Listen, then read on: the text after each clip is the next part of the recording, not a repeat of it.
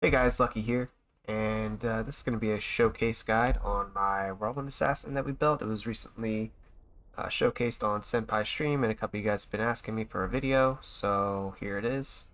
Start right off with the gear. The whole point of this build was to make a character surrounded around the Diablo clone item. And we found a Diablo clone claw, so we tried to come up with an idea of making that claw work in a nice character for PVM. So here is the gear.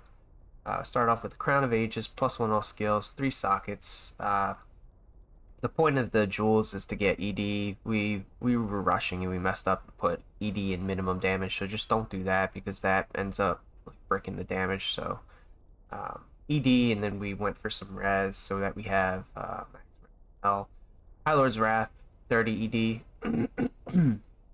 Chaos Claw, right, this is how we're going to Whirlwind. Shadow Dancers for extra shadow skills, FHR, dexterity, bunch of good stuff on these. We're using 2 BK rings for the ED, the PDR, and then String of Ears with perfect 15% PDR. This is to boost up our PDR, and we've got some Life Leech as well on here.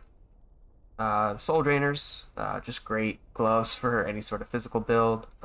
These were almost perfect base Soul Drainers, and then they slammed for 31 ED. The big thing on these is the enemy physical resistant pierce, so that's what you're going to want to focus on for your Soul Drainers. That's going to end up adding a ton of damage to your physical immunes. You'll see that in a bit. Tiro's Might, 3 sockets. This is not this piece of armor is not necessary. You could use a Tooth Row or Fortitude. This we had this laying around, so we thought it'd be fun to incorporate it into the build.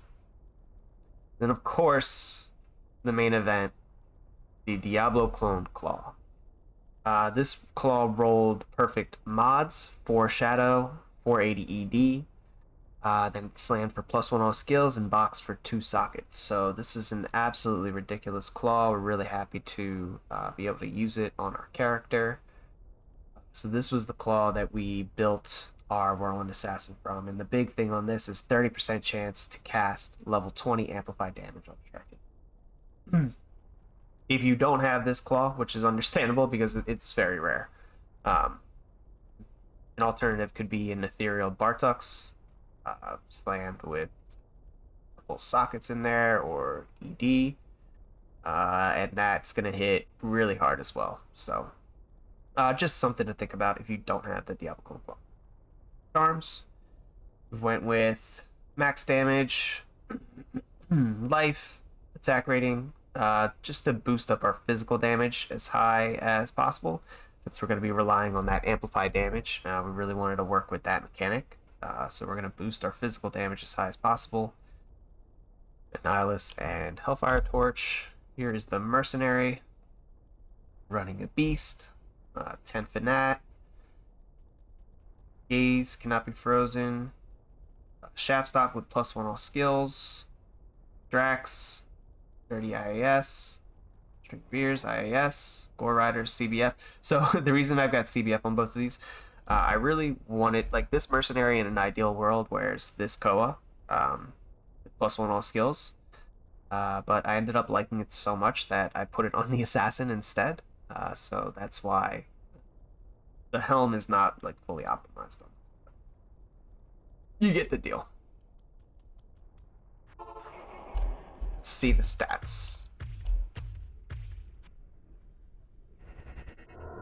So with our Mercenary and with our buffs, we are at 8,300 Whirlwind on our one claw, and then 9,400 on the other one. These this is a fairly low range, so we're going to get really good average damage as well. And we're running max resistance, 40% physical damage reduction, and that's with burst of speed on. If you're playing this on hardcore, and you're interested in like stacking your res over perfect res, obviously Fade is going to be the skill that you end up using. We could we could max our damage reduction. We could have a huge amount of all res stack, like 70 over, so you don't have to worry about conviction. Um, it's not going to be that much slower either because our faster run walk is already so fast. You really don't need burst of speed. I just like getting around quick, so I decided to go with the burst of speed. But Fade is just as great of an alternative. So let's go through all of the skills. So here's our main skill tree.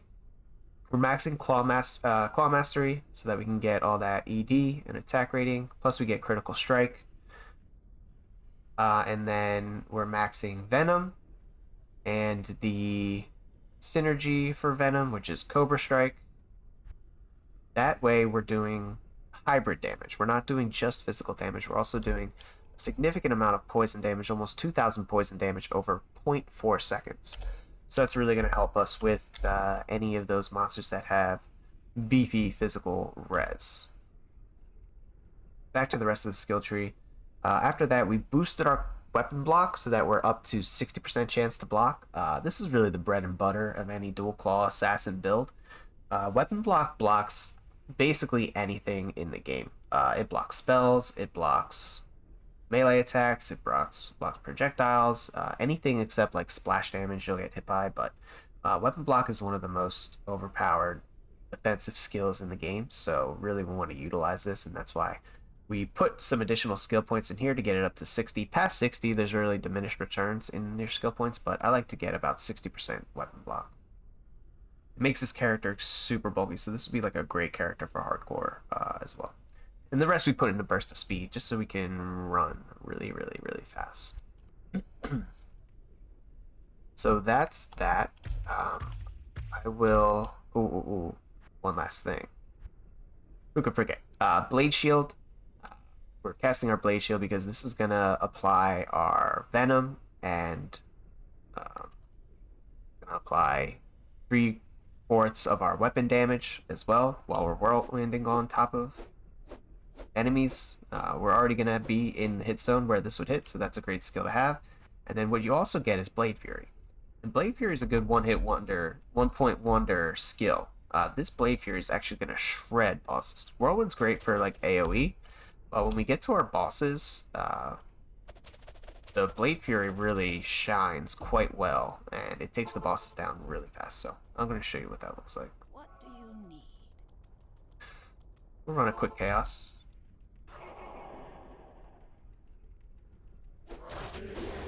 You see the amp is casting. Those guys usually have pretty high phys res. And the beauty of this character really is that it can destroy any content in the game. There's nothing you're going to have to skip or worry about immunities for. If it's physical immune, it's going to die to the poison. If it is poison immune, it's going to die to the physical. Even the physical immunes, guys, we're breaking them with the amp, so there's really not going to be anything left that will not get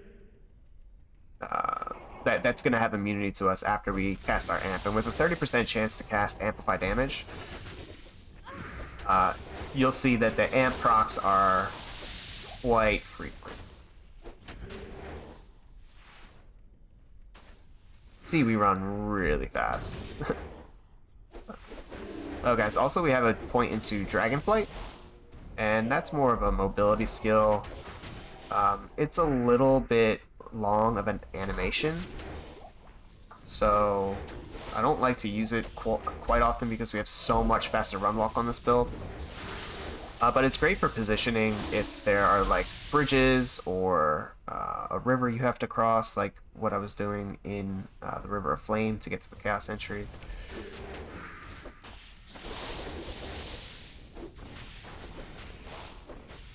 Alright. And now I will show you Blade Fury and what that looks like. Not even death can save you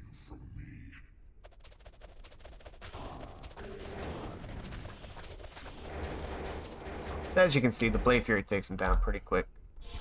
Quicker than the Whirlwind would, in my opinion.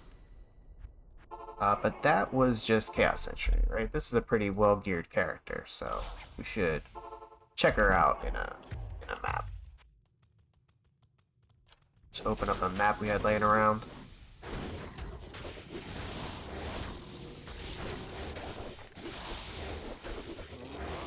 We got cows on here too.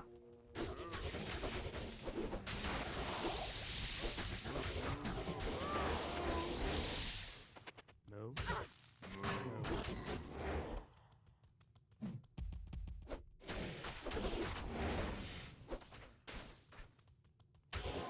Yeah, as you see, we're pretty much 1-2 tapping all the elite packs that we encounter.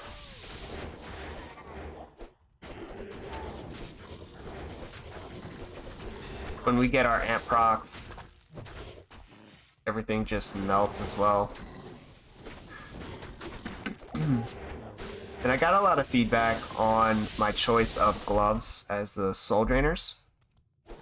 And the reason that I've chosen the soul drainers with the Fizz Pierce, in addition to already having the Fizz Pierce in the form of amplified damage, is because really, guys, we're thinking, like, what do we need the damage for? What are we going to... What monsters give us issue, and how can we plan for them? So on this build, since we have a lot of physical damage, the monsters that are going to give us issue are all those monsters that have physical immunity. When a monster has physical immunity, we're breaking it with amplified damage, so that's going to bring it down, that's going to break the immunity, but he's still going to be around like 70% at least physical res. Then we use the soul drainers to bring them down an additional 10%, which ends up multiplying our damage. Say if we were only outputting 30% of our physical damage once we broke that physical immune, now with the soul drainers we're outputting 40% damage, which is a 33% increase to all of our damage. Not to be confused with like 33 ED, it's 33% increase to all of our physical damage that we're dealing. So for that reason, like, it is huge. Sure, on the average mob, the amplified damage is already going to bring their physical resistance down to nothing anyway.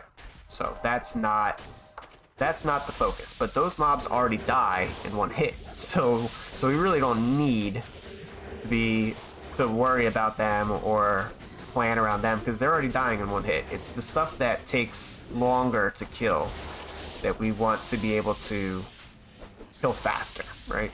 So that we're always running around, we're always killing mobs, and we can kill as many as possible.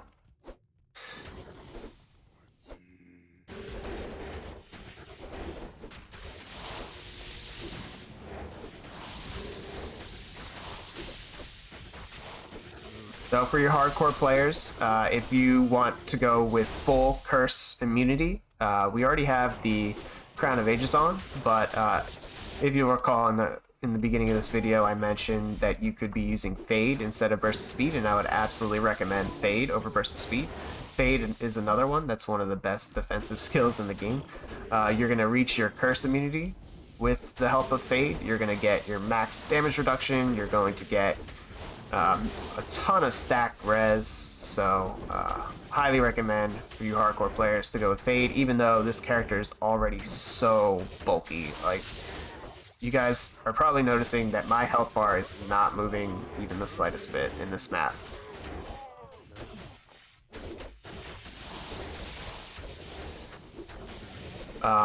It has great sustain, so you don't need to use any potions, you don't need to... There's really very little pre-buff that you have to worry about. Just those three skills.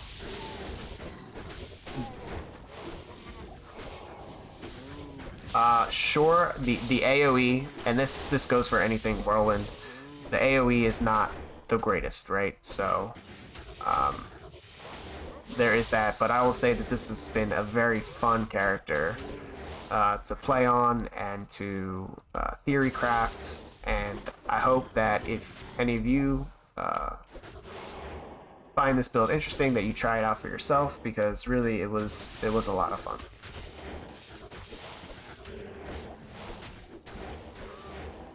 see if we can get to a map boss. Here we go. So here's the map boss. We'll show you, clear out some of this, but then we'll show you the Blade Fury again.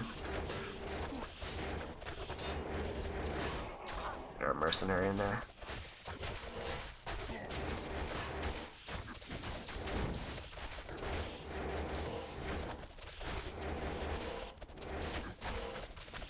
And there we go. Alright, guys. That was the Whirlwind Assassin Showcase. I hope you guys liked it.